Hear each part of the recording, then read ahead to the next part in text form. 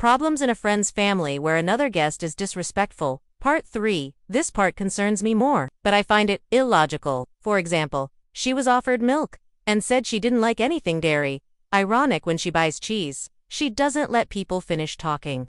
Rose's father expressed that no parent would want their child to be homosexual, explaining that it exposes them to more suffering from rejection and the gaze of others. I'm not against the LGBT+ community, but his comment is understood as a parental point of view. Anna immediately reacted by saying that it was shameful to think that, evoking that homosexual parents might have that opinion. In my opinion, her reaction shows a lack of respect, especially as she had stated 2 days earlier that everyone had their own truth to respect. Her attitude lacks coherence. Why should she want to change other people's views? During conversations, she often raises her voice without trying to understand the arguments, including those of Rose's father, and rejects their points of view. Since her return, I've decided to stop talking to her and to avoid expressing myself when she's around, because it annoys me, and I want to avoid tension in front of Rose's father, out of respect for him and his family. I don't want to interfere in their relationship or play the role of savior, out of respect for their choices. However,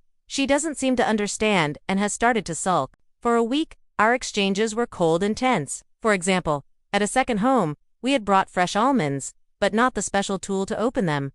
Rose's father passed me a mortar. I tried to break the almonds by tapping gently, but Anna told me twice to just press down. I replied a little curtly, saying, "Well, if you're so clever." She didn't succeed with her method either, which illustrates our tense interactions. One day while we were shopping, she picked up some Yop-style drinking milk, but I don't know if everyone knows that brand. I point out the incoherence in her words when she says she doesn't like anything made from milk. She replies that it doesn't taste the same.